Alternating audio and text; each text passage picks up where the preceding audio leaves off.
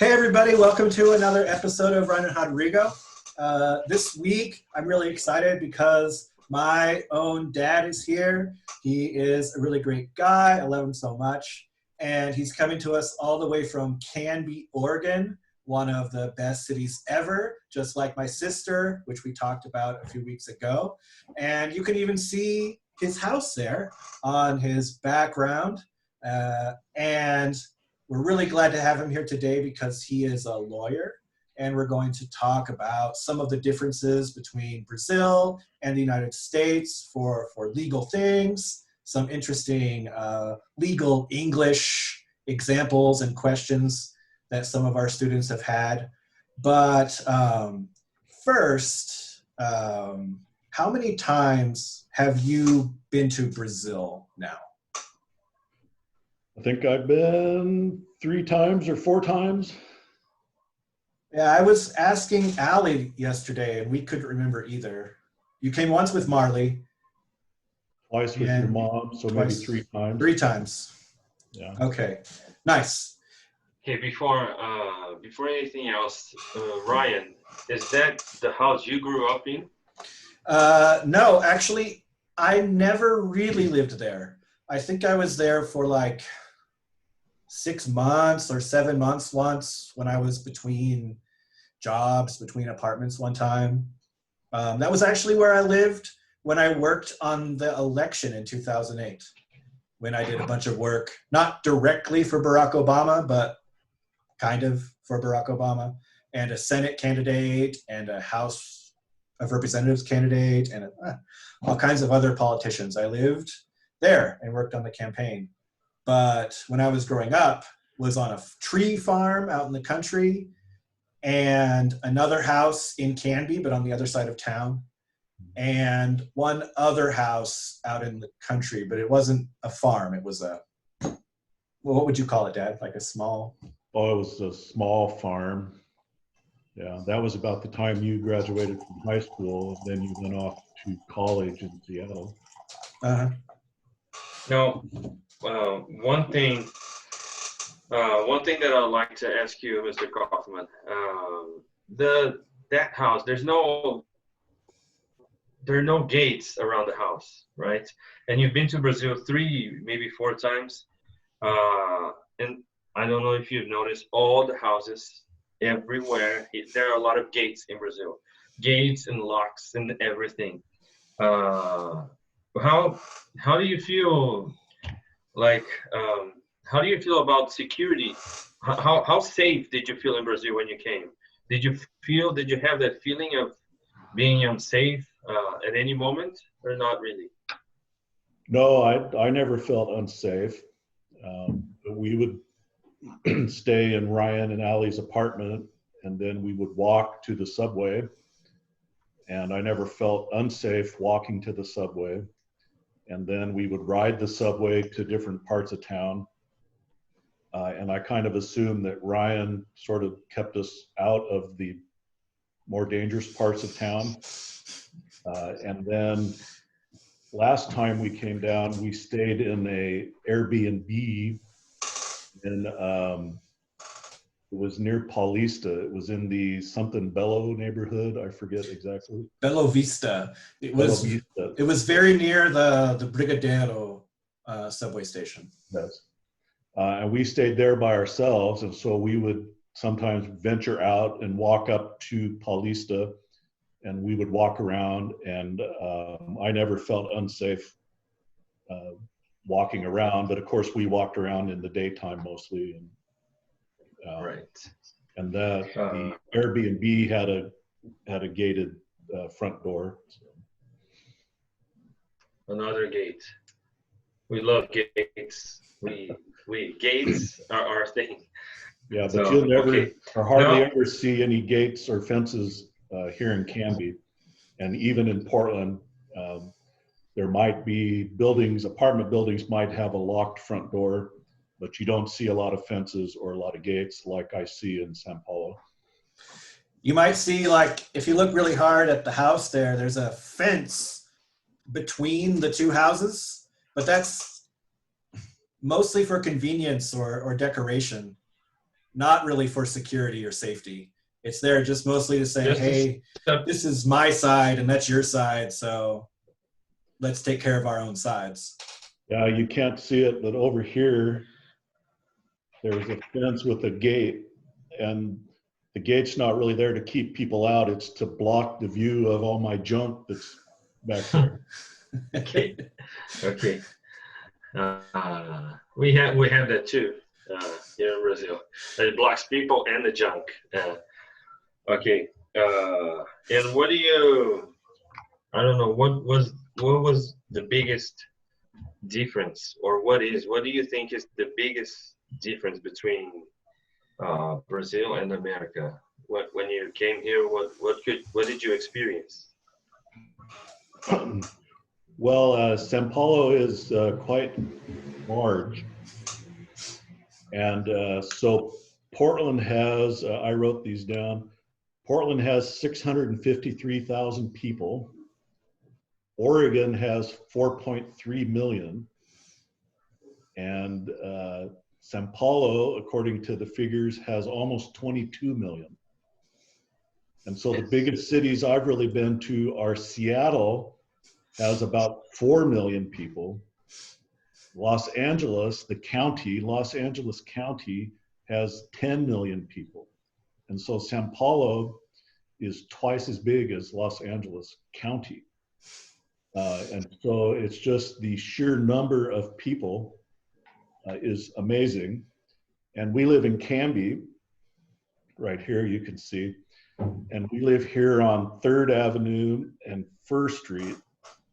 And hardly any traffic comes by our house because we're kind of off the main road. And so hardly any people might walk by 2 or 3 at a time. And then I work about 3 blocks that way. And so, you know, it's just the number of people and the size is just so different. Yeah. And also, São Paulo, I sort of think of São Paulo as being sort of loosely organized chaos. It doesn't appear to be very organized, but stuff seems to happen. The traffic seems to flow, and things seem to get done. But here in Oregon, and probably a lot of the states, except maybe the big cities, everything is very well organized and runs pretty efficiently. The only thing that people complain about in Canby is that the water tastes bad for 2 or 3 months out of the year because there's some kind of it's some kind of algae that gets in the river where we get the water. It's perfectly safe, but it tastes a little moldy, and people get quite upset about the taste of the water. Okay, so the water tastes differently. Tastes different, yes. Can be. Do you remember going to the lookout the last time that you were here and seeing São Paulo from above? Yes. What did you think? Like when you saw that, was it very surprising how big it, like what?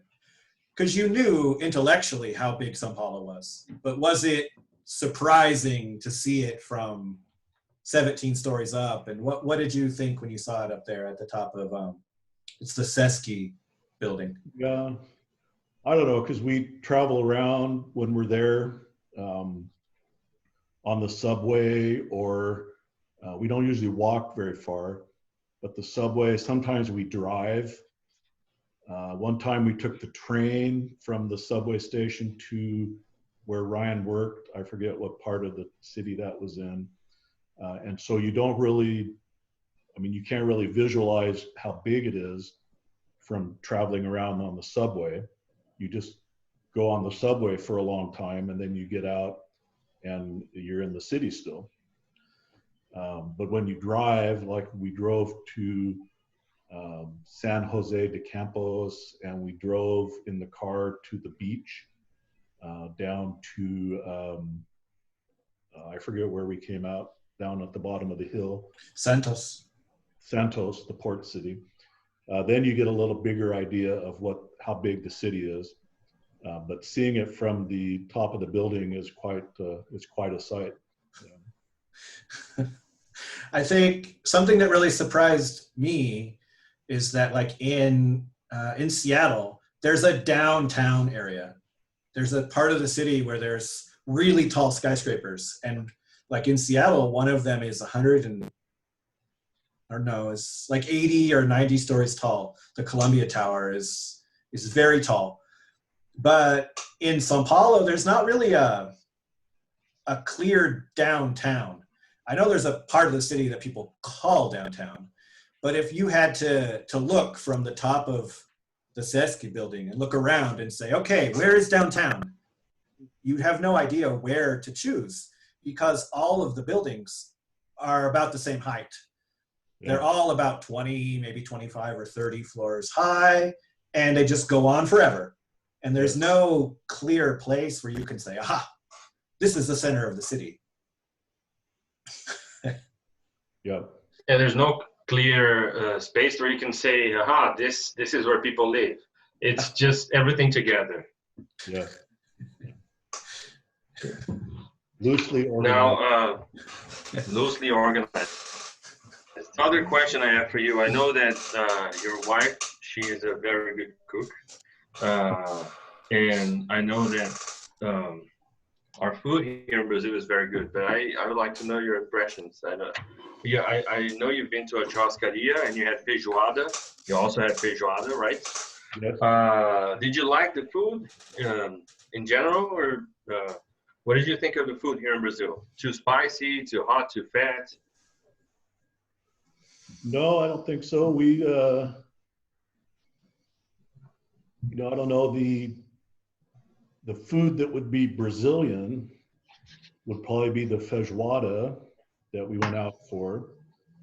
But a lot of times we would go out and we would have American food. So we would go to have pizza, and we would go have a burger, and we had I think we might have had some Chinese food once. And so we come from America, and then we go have American food. We went to Outback Steakhouse. We went to Starbucks. And so, a lot of ways it wasn't any different from here, except some of the food was a little different. And so we had feijoada, and we went to Ali's parents' house, John and Fatima. They would do a barbecue, which I take it is traditional Brazilian food. So there we would have Brazilian food. And Ryan would cook food, but I'm not sure it was really Brazilian. It was Ryan food. Did it have tomato soup? Yeah. Did it have beans and rice? It had beans and rice. Yes. Well, then it was Brazilian. Yeah. Okay. Maybe not the way you prepared it, right? Maybe you use butter for the rice, butter for the beans, butter for the beef. Gotta have butter. Yeah. Yeah. Okay, so something else that I would like to, something else that is different. I remember Ryan told me about it, but I never talked to you about it. Notaries, the notary system here in Brazil is completely different from the notary system in America. And Ryan told me that you and your wife are both notaries, right? Yes, we are. Do you own a place where people go there to get the stamp? Or no, how do you do it? To become a notary? Yeah, I'm actually curious about that. I don't know how you become a notary either. How does it work? There's notary laws, and then there's a notary board. And so if you want to become a notary, you have to make an application. And I believe they do a little bit of a background check to make sure that you're honest.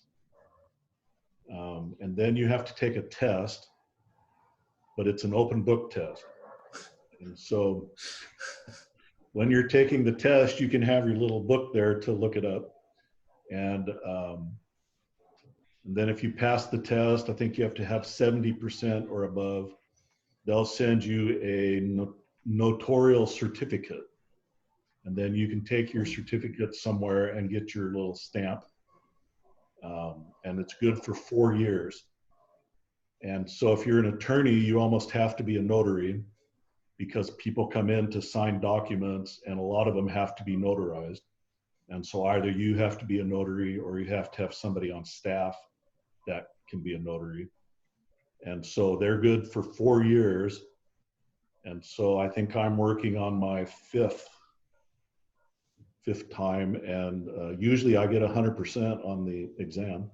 Well, it is open book, so. Yeah.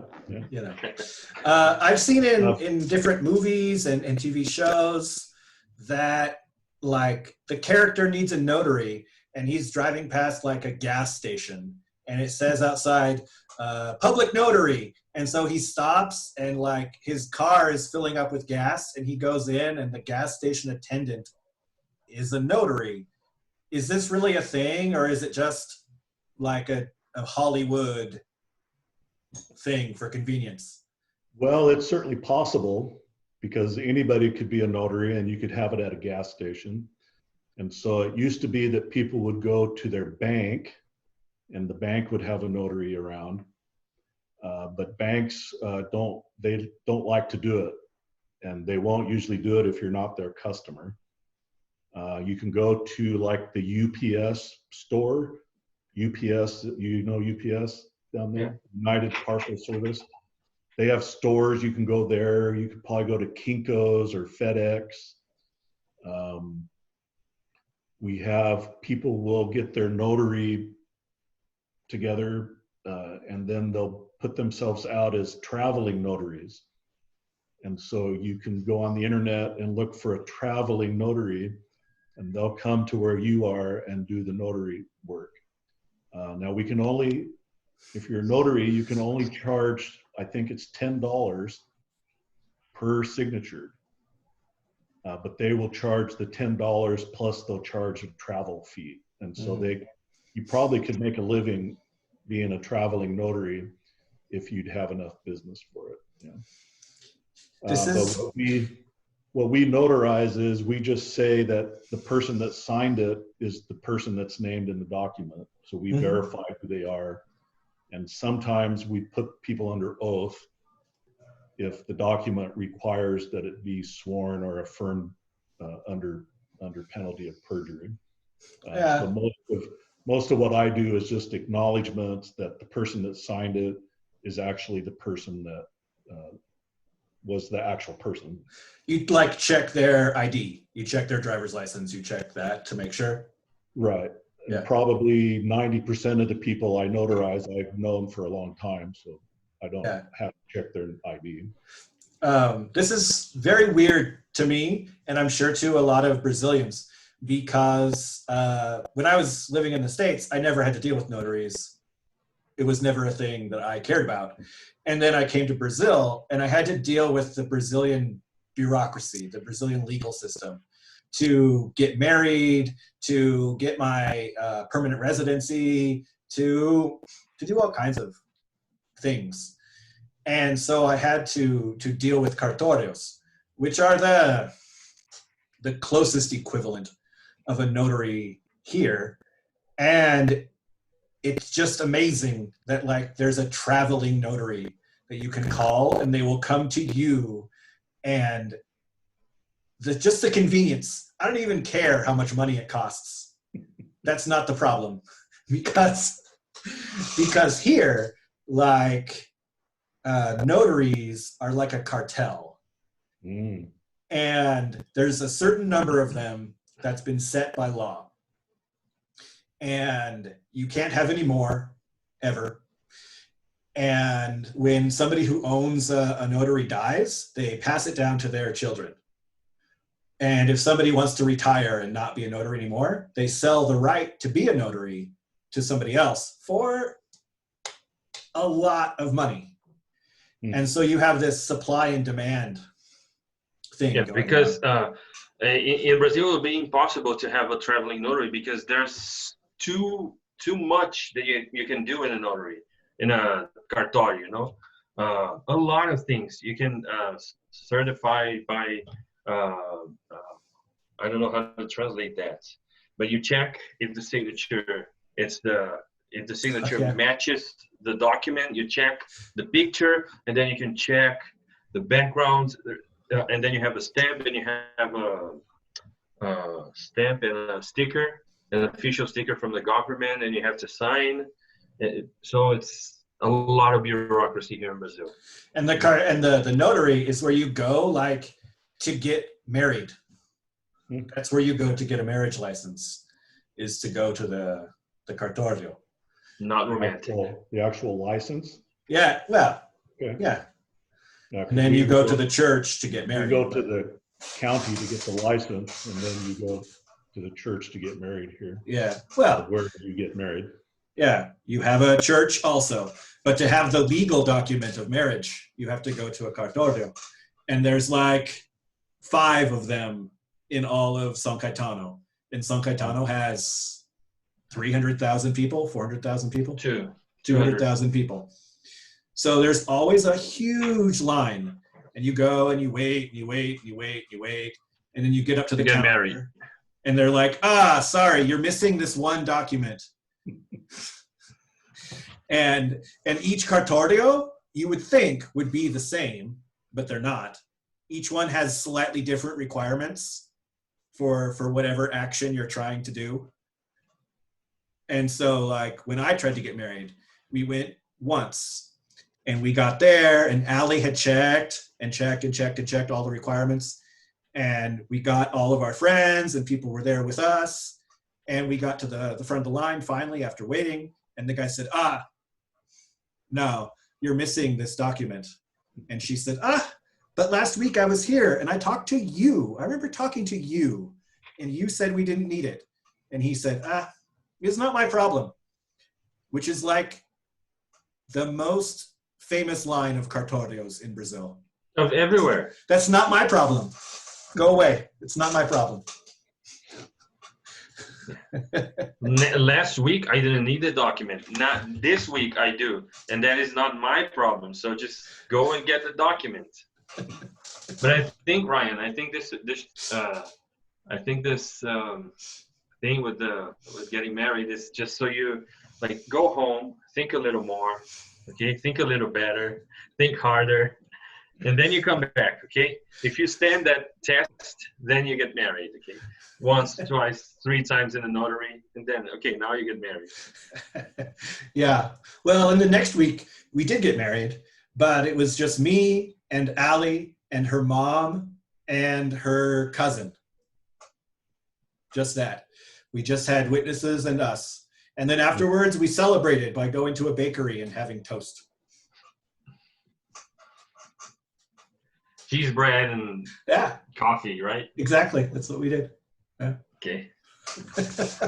Well, that's romantic. Yeah.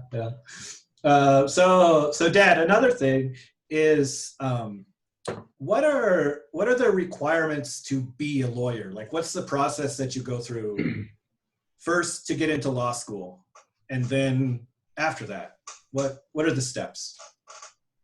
Okay, well, so the traditional way, and remind me, there's an alternate way some places, but the traditional way is you have to graduate from a 4-year university, and it doesn't matter what your degree is in. So, but then if you're going to go to law school right away, sometime during your 3rd year of university, or maybe the start of the 4th year, you'll take it's called an LSAT test, the Law School Aptitude Test.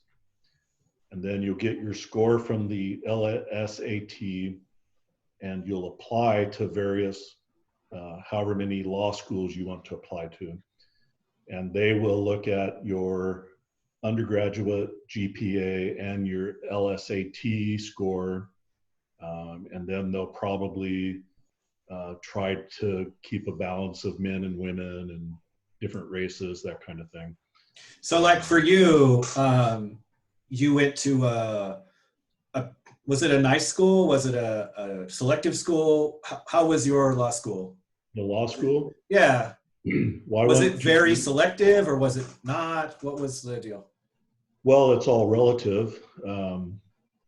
I think the Yale and the Harvard and Columbia, those kind of schools, their average LSAT will be the 99th percentile. And then you'll have grades to go along with that. And what I recall is that Lewis and Clark Law School, where I went, the average LSAT was 86. So some were above, some were below. And I don't know, I remember that my class was very small, and that's because they'll send out admission letters, acceptance letters to a group of people, the first group that they want. And then when those people respond, accept, because you might apply to 3 or 4 different law schools, and if you have good credentials, you'll get into all of them. And then so people will accept. And so out of the group they accepted, a smaller percentage will actually come. And so they'll have people on the wait list. But somebody in the office forgot to notify the people on the wait list. And so my class was very small compared to the classes above and below. Good for you. That's lucky, so right? Actually, we were a little higher level of credentials in my class. Because you didn't have any wait lists. You were all first round choices. Yeah, and so the rule is when you're in the first year of law school, the professors have to grade the courses to on a curve, and the curve has to add up to 2.7. And so here you had a small group of extra bright students, but they had to get graded to a curve of 2.7. And so a lot of people had B or C's that wouldn't have got them if the bigger class had been there. But then wouldn't a lot of other students like failed if the like waitlisted students you assume are less capable? Right. So then because it's a strict curve, there were a lot of students who were failing. Yeah, that probably would have been pushed up by the. Well, they don't fail too many people. Okay. You might get a C or a D, but they would have probably been lifted up by the the less people, capable waitlisters. The people with the lower GPA in my class would have been raised up a little bit. Yeah. If the class had been bigger. Right. And something interesting you said that's a little different than here is that first you go to undergraduate and you study something. And it really doesn't matter what you study. Like you could study finance or political science or even biology and then be a lawyer. Yeah. Yeah. The number one student in my class, she had a GPA of 4.3, so A plus. Her undergraduate degree was in English. Wow. English is at least like kind of adjacent to law. Yeah, and somebody else had an undergraduate degree in performing arts. Okay, that's not related, really. Well, if you're going to be a trial lawyer, you're going to do some performing. I guess. Most people get a degree in political science is a pretty typical. Yeah, a lot of my classmates went on to study law, which didn't work out for them because a lot of students were graduating from law when I graduated from college. And then I have a lot of classmates from Seattle U that ended up working at Starbucks after they graduated from law school with like $200,000 of student debt. Yeah, so that wasn't a good choice. Too many lawyers were graduating in 2007, 2008. So I guess I should finish the process then. Sure. So after you get into law school, then what? Yeah, so law school is usually 3 years. The school I went to has a night program, so you can do it in 4 years. If you just, so you can work and you can go to classes after work day. And then when you graduate,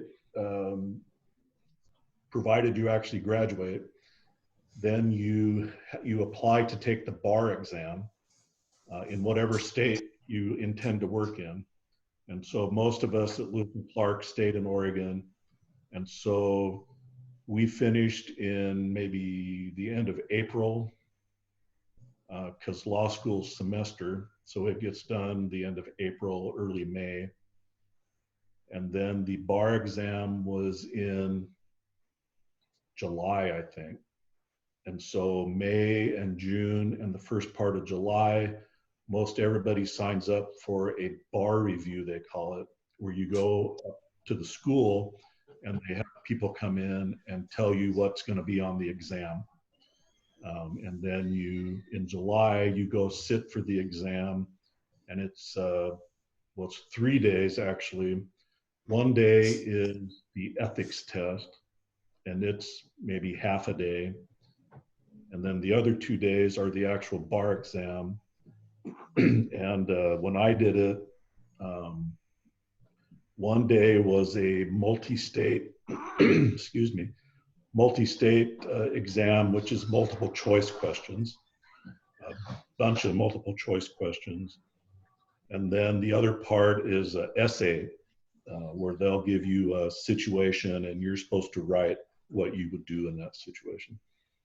And then that's July. And then after a few weeks, the results should come out. And if you pass, then you get sworn in the end of September.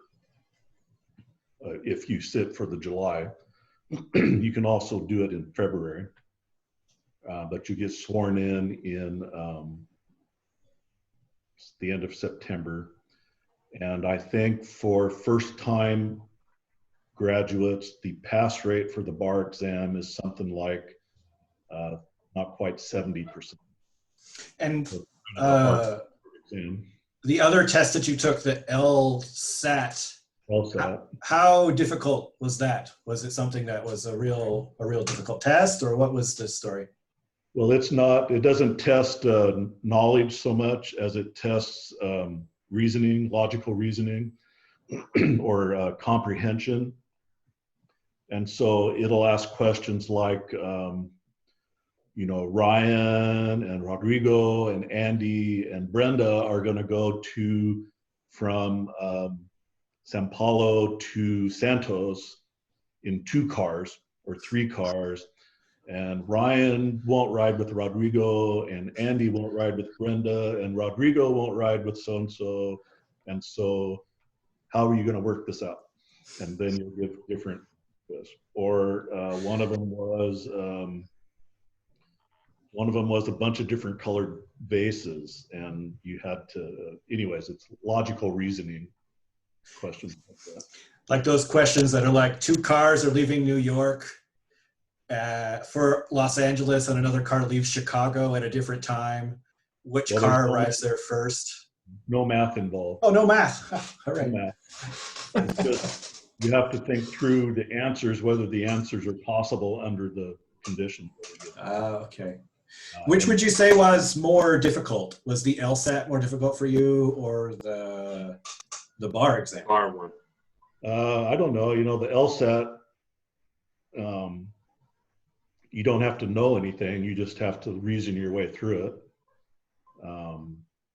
And when I took it, sometimes they give a sort of a fake test where they give you questions that they're testing, whether they're going to put it on the exam. And they gave us one of those. It actually comes in a section, like an hour or 2 hours. And the questions were just impossible to answer.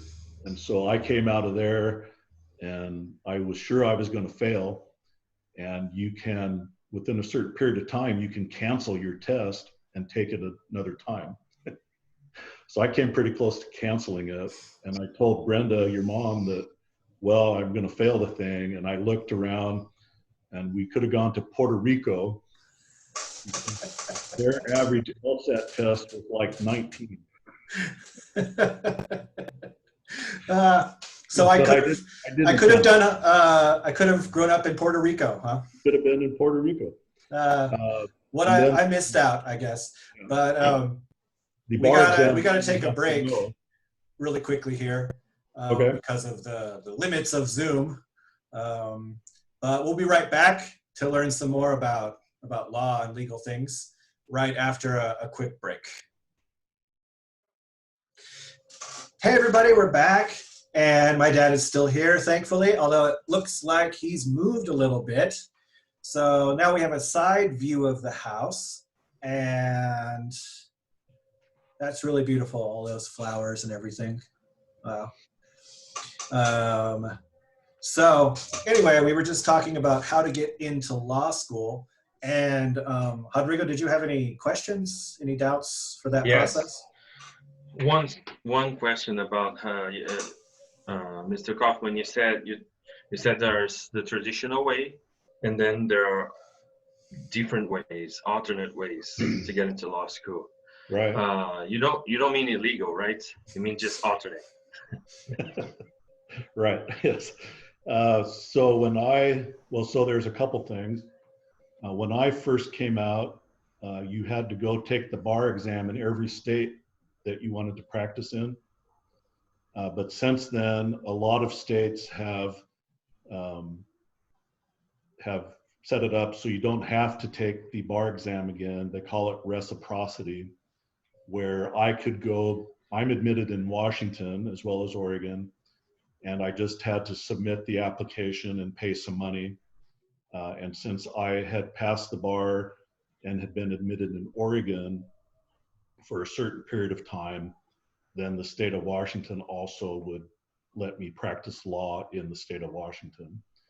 And I think I could do that for almost all the states if I wanted to go through the process, except California still requires people to take their bar exam. But almost every other state, I could just get admitted by filing an application. So that's different. And then Washington has, I forget what they call it. It's sort of an apprenticeship program where you could go to work for an attorney for a certain number of years. And during those years, the attorney would make you study certain subjects that are spelled out. And then you have to write papers and take tests and that kind of thing. But if you do the program of learning and you work for a certain number of years, then you can be admitted as an attorney without going to law school. And that's fairly recent development up there. I think I remember reading once that Abraham Lincoln, our president, he did something like this. I mean, that was 150 years ago.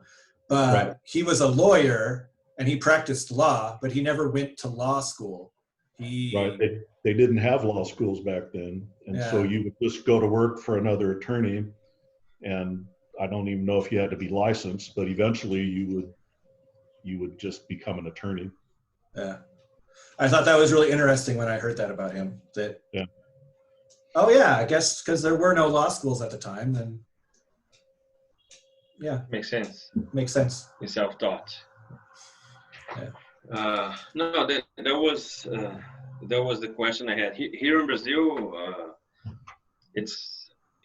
I think everything's different in regards to law, because in law school and how to get in and how to pass the test. We do have a test, OAB, which is the Brazilian Order of Lawyers, something like that.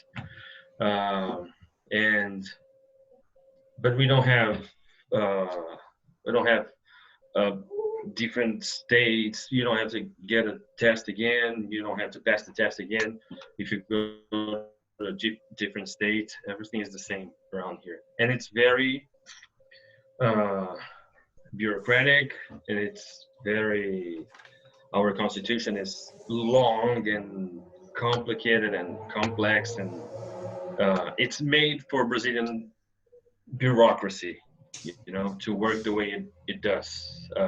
You can always find a way through something, as long as you have a lot of money, as long as you have power, you can find a breach, you can find a way.